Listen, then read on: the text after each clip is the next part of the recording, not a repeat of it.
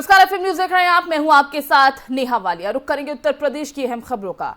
गोरखपुर में सीएम योगी आदित्यनाथ के दौरे का आज दूसरा दिन है। आपको बता दें कि सीएम ने सबसे पहले मंदिर में पूजा अर्चना की, उसके बाद हिंदू सेवा आश्रम में जनता दरबार उन्होंने लगाया, जैसे कि अमूमन वो करते नजर आते हैं। जनता दरबार लगाकर लोगों की समस्याओं को सुनते हैं।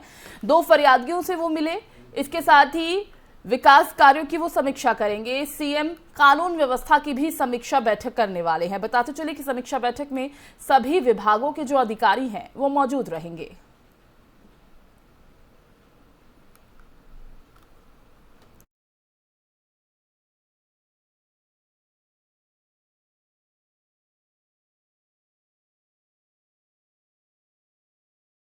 खबरों में अब बात करेंगे बीएसपी सुप्रीमो मायावती की, जिनकी तरफ से एक बड़ा ट्वीट सामने आया है। बताते चले कि मायावती ने शनिवार को पूर्व मंत्री नकुल दुबे को पार्टी से निकाल दिया है। साथ ही साथ ये भी बता दें कि मायावती ने नकुल दुबे को पार्टी विरोधी गतिविधियों में लिप्त होने की वजह से निकाला है। बता दें कि यूपी विधानसभा चुनाव 2022 में बीएसपी की करारी हार हुई। पार्टी को सिर्फ 12.88% वोट मिले। उनके खाते में सिर्फ 1 विधानसभा सीट आई। मायावती की पार्टी बीएसपी लगातार 3 विधानसभा चुनाव में हार चुकी है। पार्टी के वोट बैंक में लगातार गिरावट दर्ज की जा रही है और उसके बाद मायावती का ये बड़ा बयान, ये ट्वीट सामने आया है। श्री नकुल दुबे को निकाल दिया गया है पार्टी से, इस तरह का ट्वीट उन्होंने लिखा है। उन्होंने ये भी कहा कि श्री नकुल दुबे बीएसपी पूर्व मंत्री को पार्टी में अनुशासनहीनता अपनाने और पार्टी विरोधी गतिविधियों में लिप्त होने की वजह से पार्टी से हम निष्कासित करते हैं। ये ट्वीट मायावती की तरफ से अपने ट्विटर हैंडल से किया गया है। इसी पर और भी अपडेट लेंगे हम, लेकिन आपको बता दें इससे पहले कि मायावती जिस तरह से चुनाव के दौरान नजर आई थी, काफी ज्यादा उत्साह से भरी हुई थी और बार बार इस बात का दावा भी करती नजर आई थी कि उत्तर प्रदेश की जनता उन पर भरोसा जताएगी, उनकी पार्टी पर भरोसा जताएगी। लेकिन जिस तरह से चुनावी परिणाम, चुनावी नतीजे सामने आए, वो हैरत अंगेज नहीं रहे पार्टी के लिए, क्योंकि कहीं ना कहीं पार्टी को भी ये मालूम था कि इस बार स्थिति कैसी है, किस तरह के समीकरण बनते उत्तर प्रदेश में नजर आ रहे हैं। लेकिन उसी बीच अब ये बड़ा ट्वीट मायावती का सामने आया है और नकुल दुबे को पार्टी में अनुशासनहीनता अपनाने और पार्टी में कई तरह की गतिविधियों में लिप्त होने की बात कहते हुए मायावती की तरफ से उन्हें निष्कासित करने की बात कही गई है। तो इसी पर ज्यादा बातचीत के लिए हमारे संवाददाता नितिन का रुख कर लेते हैं। नितिन, ये जो ट्वीट मायावती ने किया है, नकुल दुबे को पार्टी से निष्कासित कर दिया गया है, क्या मायने इस ट्वीट के माने और क्या कुछ वजह बताई गई है?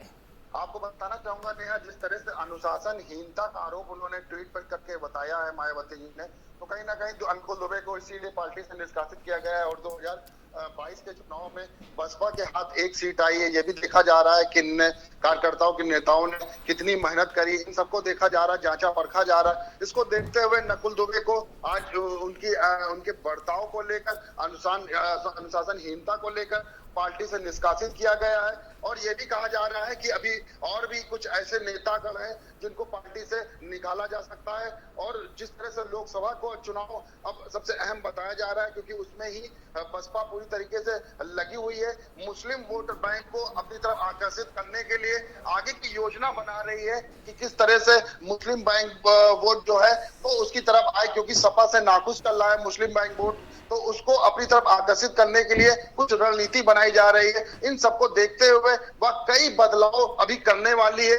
और देखने वाली सबसे अहम बात यह हो सकता है कि बसपा सुप्रीमो मायावती जिस तरीके से अंबेडकर जयंती में आई हुई थी, उनके रुख से ये लग रहा था कि अब कुछ नया करने जा रही हैं पार्टी में, क्योंकि जिस तरह से वह मुस्लिमों को बात करने लगी हैं और उनकी जो टीम के जो लोग हैं उनसे कहीं ना कहीं चर्चा कर रही है कि सपा में जो लोग गए हुए मुस्लिम वोट बैंक है उनसे ताल्लुकात बढ़ा रही हैं। क्योंकि जिस तरह से बयानबाजी आ रही है पार्टियों में विभिन्न नेताओं की, उनको कहीं ना कहीं कैप्चर करने में लगी हुई है कि जिस तरह से अब लोकसभा विधानसभा में चुनाव में जो स्थिति रही है वो लोकसभा में ना रहे। 2024 की रणनीति अभी से वो बनाने में जुट गई है और पूरी तरीके से वो लग गई और उनको लग रहा है कि अब पार्टी के लिए वही नेता उपयोगी होगा जो उनको चुनाव जिताएगा। जी तो नितिन, ये भी हम जानना चाहेंगे कि जिस तरह का फैसला ये मायावती की तरफ से लिया गया, आपने कहा कि कहीं और भी नाम सामने आ सकते हैं, किन किन नामों पर चर्चा है, अगर खबर आपके पास हो, जानकारी आपके पास हो, और नकुल दुबे का क्या कुछ इस पर रिएक्शन अभी तक आया है सामने? बिल्कुल नेहा जी, आपको बताना चाहूंगा कि नकुल दुबे जी पहले इस पे बोल चुके हैं कि जिस तरह से उनको पार्टी में उस तरह से सम्मान नहीं मिल रहा है जिस सम्मान के अधिकार है, और उन पर अनुशासनहीनता का जो आरोप लगाया गया है वो उसको पूरी तरह से नकार रहे हैं। वो कह रहे हैं कि उनका ये मानना है वह लगातार पार्टी के हित में काम करते रहे हैं और आगे भी करते रहेंगे, लेकिन जिस तरह से उनको पार्टी से निकाला गया, निष्कासित किया गया है, वह एक गंभीर विषय है और उस पर वह पार्टी से बात करेंगे कि आखिर क्या वजह रही कि जिससे उनको पार्टी से निकाला गया। लेकिन सबसे महत्वपूर्ण बात आपको बताना चाहूंगा कि इन दिनों जो बसपा से कई ऐसे नाम जो चल रहे हैं कि जिनको पार्टी से हटाया जा सकता है, उनमें कुछ मैं आपको बताना चाहूंगा कि जिस तरह से पहले नकुल दुबे हुए हैं, वैसे ही कुछ ऐसे ब्राह्मण वोट हैं जो जिनको, जैसे नकुल दुबे भी ब्राह्मण में आते हैं, उनको निकाला गया। तो और भी लोग निकाले जा सकते हैं जो सतीश चंद्र मिश्रा के ऊपर डिपेंड करते हैं, क्योंकि वो महामंत्री पद पे महासचिव है पार्टी के, तो वो उनके ऊपर निर्धारित किया जा रहा है। लेकिन अभी पूरी तरीके से उन नामों को नहीं खोलने की बात बसपा कर रही है, क्योंकि जिस तरह से अभी पूरी तरीके से ये कहा जा सकता है कि पहले सतीश चंद्र मिश्रा उन लोगों से बात करेंगे, अगर वो उन बातों में कुछ निर्णय निकल आता है तब उन नामों को खोलेंगे, क्योंकि ऐसे में अभी नामों को खोलना कहीं ना कहीं गलत होगा, क्योंकि पार्टी जिन काम में लगी हुई है उसको देखा जा रहा है कि 2024 को लेकर अब वह काम करना चाहती है, कि 2022 की स्थितियां बहुत खराब रही हैं। एक सीट उनको मिली जिसकी उम्मीद नहीं थी, उनको 19 से 20 सीटों का आंकड़ा था कि उनको इतनी सीटें मिलेंगी, लेकिन जाति समीकरण को लेते हुए भी उनको कहीं ना कहीं उन सीटों का फायदा नहीं हो पाया। जो पश्चिम में उनको लग रहा था कि जाटो वोट उनको मिलेगा, पश्चिम में ज्यादातर सीटें उनको मिलेंगी, वहां से भी उनको कहीं ना कहीं उन सीटों पर विजय नहीं मिल पाई। तो इन सबको देखते हुए उन नामों को अभी शाम तक बताया जा सकता है, लेकिन अभी उन पर बैठक चल रही है। सतीश मिश्रा लगातार बैठक कर रहे हैं उन लोगों के साथ। अगर उनमें वो नतीजे निकल आते हैं तो हो सकता है कि पार्टी में वो बरकरार रहे वो नाम, नहीं तो उनमें कहीं ना कहीं ये कहा जा सकता है कि कई नाम ऐसे हैं जो पार्टी से निष्कासित किए जा सकते हैं। चलिए नितिन, आप बने रहिए, मैं लौटूंगी आपके पास। और इसी बीच आपको बता दें कि जिस तरह से हमारे संवाददाता ने जिक्र किया, न सिर्फ नकुल दुबे बल्कि अभी पार्टी में और भी कई ऐसे नाम हैं जो सामने आ सकते हैं, जिन्हें पार्टी से निष्कासित किया जा सकता है।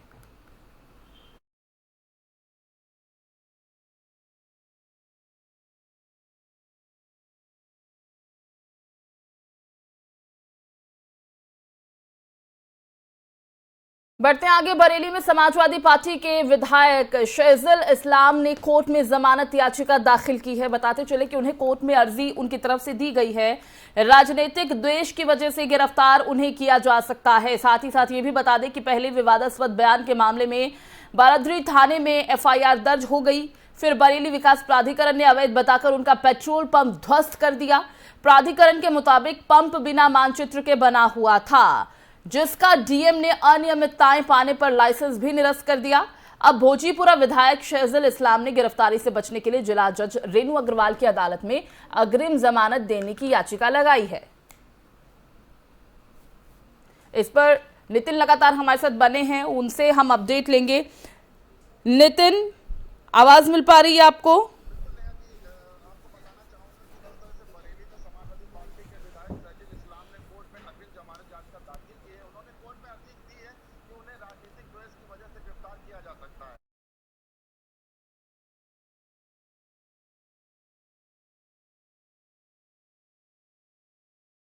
मैं आपको रोकना चाहूंगी, आपकी आवाज हमारे दर्शकों तक पहुंच नहीं पा रही थी। मैं आपसे एक बार गुजारिश करूंगी कि जो आप बता रहे थे इन्फॉर्मेशन वो एक बार दोबारा से बताएं प्लीज। बरेली में समाजवादी पार्टी के विधायक शहजुल इस्लाम ने कोर्ट में अग्रिम जमानत याचिका दाखिल की है। उन्होंने कोर्ट में अर्जी दी है कि उन्हें राजनीतिक द्वेष की वजह से गिरफ्तार किया जा सकता है। आपको बताना चाहूंगा कि यूपी के बरेली में मुख्यमंत्री को लेकर उन्होंने विवादित बयान दिया था, जिसको लेकर वह चर्चा में आए। समाजवादी पार्टी के विधायक शहजुल इस्लाम की मुसीबतें अभी और बढ़ने का नाम थम नहीं रही है, क्योंकि जब पहले विवादास्पद बयान उन्होंने मामला दिया था, अब उनके खिलाफ बारादरी थाने में एफआईआर दर्ज हो गई है। फिर बरेली विकास प्राधिकरण ने अवैध बताकर उनका पेट्रोल पंप ध्वस्त किया।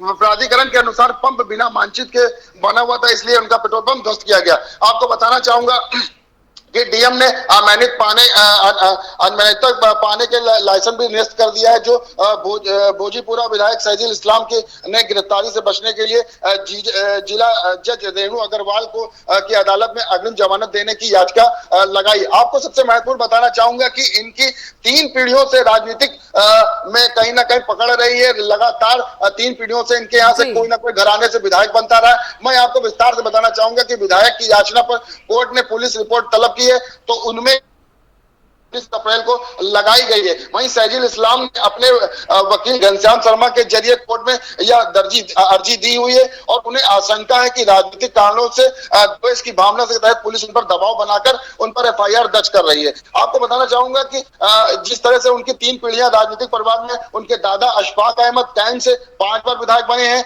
उनके पिता इस्लाम साबिर विधायक बन चुके हैं और मौजूदा अभी भोजीपुरा से विधानसभा की सीट जीत चुके हैं। उनका आरोप है कि सत्तारूढ़ पार्टी यानी भाजपा के उन्होंने जिस तरह से कैंडिडेट को हराया है, तो उनके समर्थक कार्यकर्ता आदि उनसे द्वेष भाव रखते हैं और उनके परिवार पर की छमिल धुमिल करने के लिए यह सब कदम उठा रहे हैं। सबसे अहम बात यह है कि विपक्ष की आवाज कमजोर करने की कोशिश कर रहे हैं, यह उनका आरोप है। उन्होंने आगे बताया है कि सत्तारूढ़ पार्टी का विपक्ष की आवाज को कमजोर करने और लोकतांत्रिक तरीके से दबाने का प्रयास किया जा रहा है, जो पूरी तरह से गलत है। उन्होंने आरोप लगाया है कि जिस तरह से भाजपा सरकार उनके साथ रवैया कर रही है, वो पूरी तरह से गलत है और इसका वो ऊपर तक ले जाएंगे। सपा मुख्य सुप्रीमो अखिलेश यादव से इस पूरी बात करेंगे इस पर। तो कहीं ना कहीं ये कहा जा सकता है कि गलत तरीके से उनका पेट्रोल पंप ध्वस्त किया गया है, यह उनका आरोप है। लेकिन अब सबसे अहम बात यह है कि 19 अप्रैल को जिस तरह से कोर्ट में सुनवाई होगी, उसके बाद ही कोई नतीजे निकलेंगे।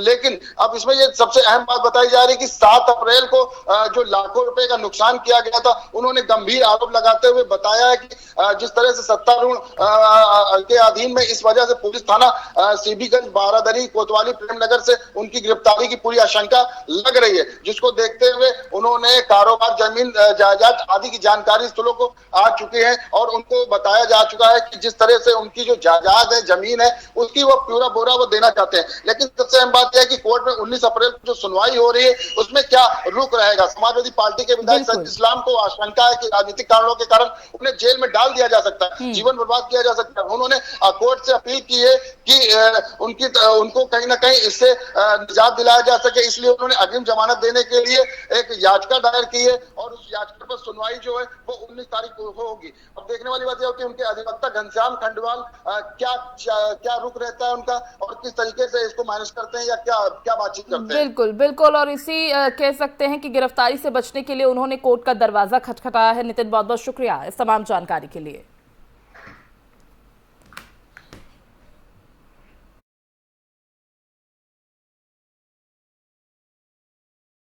खबरों में बात करेंगे समाजवादी पार्टी की, जिसे एक बार फिर बड़ा झटका लगा है। आपको बता दें कि लंबे समय से जुड़े सपा के मुस्लिम नेता पार्टी से इस्तीफा दे रहे हैं। वहीं रामपुर सपा लोहिया वाहिनी के नगर अध्यक्ष नवीन शर्मा ने अखिलेश यादव को इस्तीफा भेज दिया है। बताते चले कि दोनों ही नेता आजम खान के मुद्दे पर अखिलेश यादव की खामोशी को लेकर नाराज बताए जा रहे हैं। सपा नेता इरशाद खान ने कहा कि हाल ही में हुए विधानसभा चुनाव में अखिलेश यादव ने उतने टिकट नहीं दिए जितने वो दिया करते थे। उन्होंने कहा कि सपा के फाउंडर नेता आजम खान साहब लगभग 2.5 साल से जेल में बंद हैं। इस दौरान अखिलेश सिर्फ उनसे एक ही बार मिलने जेल गए। जब आजम खान साहब जेल गए थे, उसके तीसरे दिन वो मिलने गए थे, तो कहीं ना कहीं नाराजगी जाहिर की जा रही है। और उसके बाद ये कह सकते हैं कि जो तस्वीर पार्टी की नजर आ रही है, उससे पार्टी की मुश्किलें बढ़ती नजर आ रही हैं।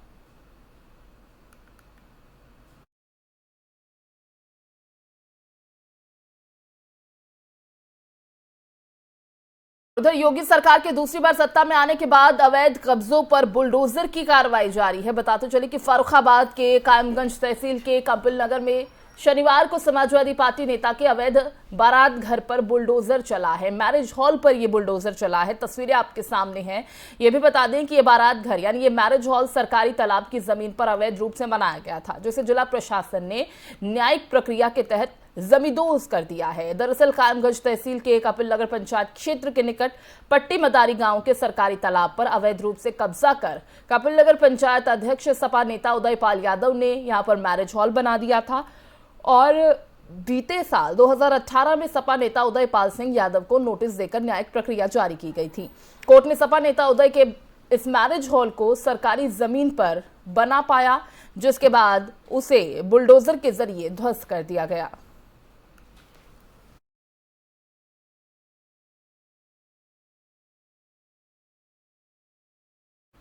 खबरों में बात करेंगे गाजियाबाद की, जहां पर एक दिन में कोरोना के 36 मामले सामने आने के बाद शनिवार का दिन थोड़ा राहत भरा रहा है। शनिवार को यहां 17 लोगों में कोरोना संक्रमण की पुष्टि हुई। 2 छात्र इसमें शामिल हैं। इसके अलावा 12 साल की आयु तक का एक, 13 से 20 आयु वर्ग में 2, 21 से 40 आयु वर्ग में 5, 41 से 60 के आयु वर्ग में 8 और सीनियर सिटीजन इसमें शामिल है। शनिवार को 4 संक्रमितों ने कोरोना को मात दी। फिलहाल 90 संक्रमितों का होम आइसोलेशन में उपचार चल रहा है। संक्रमण बढ़ने पर स्वास्थ्य विभाग की तरफ से टेस्टिंग टीमों की संख्या बढ़ाई गई है। जिला सर्विलांस अधिकारी डॉक्टर आर.के. गुप्ता ने बताया कि विभागीय स्तर पर 36 अर्बन पीएचसी, 4 सीएचसी और 1 ब्लॉक लेवल पीएचसी पर कोरोना की जांच की जा रही है। इसके अलावा 7 निजी स्थानों पर भी कोरोना जांच बूथ बनाए गए हैं। 6 मोबाइल टीम स्कूल, घर और बाजारों में टेस्टिंग कर रही है।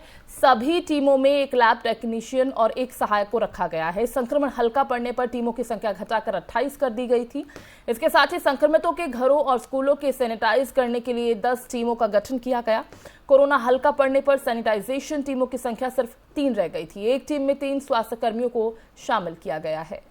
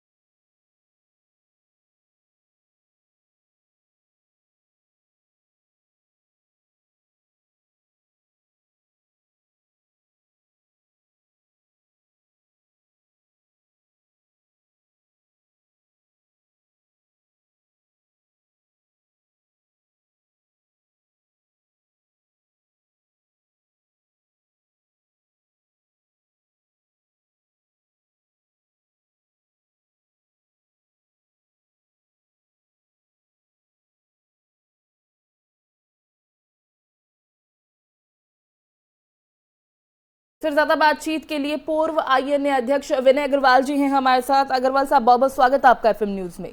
धन्यवाद। विनय अग्रवाल जी, स्थिति जो देश में है वो किसी से छुपी नहीं हुई है। कोरोना जहां एक तरफ कम होता नजर आ रहा था, राहत भरी सांस हम सभी ले रहे थे, अब फिर चिंता का विषय बन रहा है। फिर से संक्रमण दर बढ़ रही है, संक्रमित लोगों की संख्या बढ़ रही है। हालांकि हर दिन नया अपडेट होता है। अभी आप किस लिहाज से कोरोना संक्रमण को बढ़ता देख रहे हैं? देखिए, डेफिनेटली पिछले 1 हफ्ते में कोरोना के केसेस बढ़े हैं। दिल्ली में ऑलमोस्ट डबल से भी ज्यादा हो गए हैं, जो कि आज से 5 दिन पहले थे।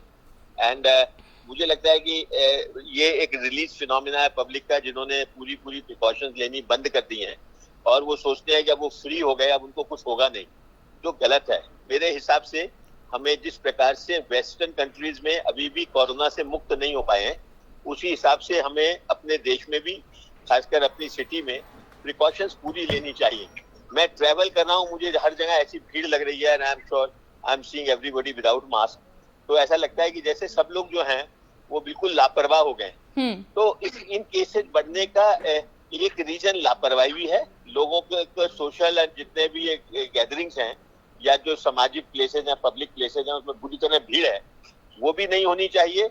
और साथ साथ जो है, मुझे लगता है हमारी प्रिकॉशंस पूरी होनी चाहिए, चाहे वो मास्क है, चाहे वो सैनिटाइजेशन है, चाहे वो सोशल डिस्टेंसिंग है। अभी भी मैं कहूंगा पब्लिक को अवॉइड करना चाहिए पब्लिक प्लेसेस में जाना, और वो जो प्रिकॉशंस सोशल डिस्टेंसिंग से रिलेटेड है वो सब लेनी चाहिए। यानी अग्रवाल साहब, जो हम पहले प्रिकॉशंस ले रहे थे, जिन बेसिक नियमों का पालन हम पहले कर रहे थे, वही सब करना होगा। लेकिन आप हमारे दर्शकों को ये बताइए जरूर कि आखिर एक बार फिर कोरोना बढ़ रहा है, जिससे हमें पहले कहीं ना कहीं निजात मिलना शुरू हो गया था, इसका कारण क्या समझें हम?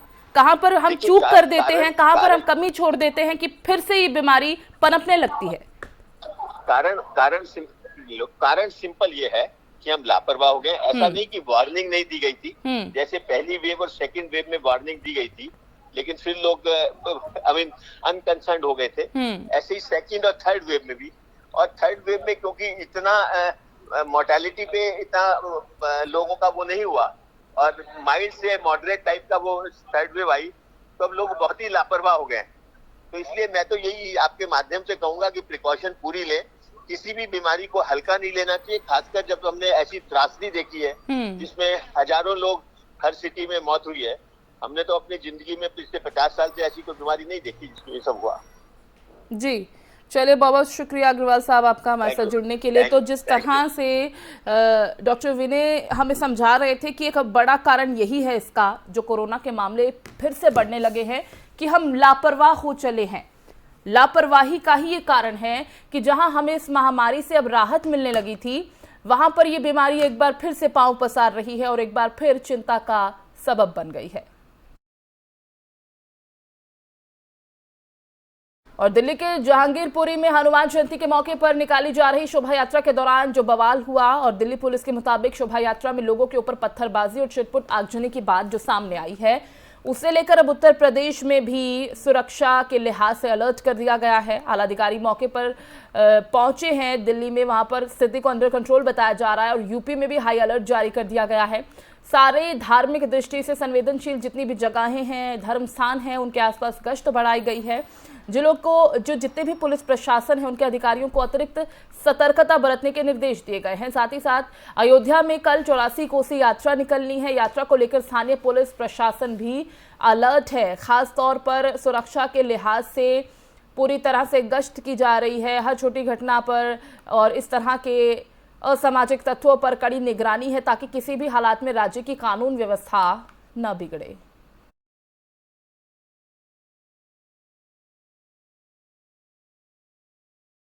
उत्तर प्रदेश की इन खबरों में फिलहाल बस इतना ही। बाकी अपडेट्स के लिए आप देखते रहिए FM न्यूज़। दीजिए इजाजत, नमस्कार।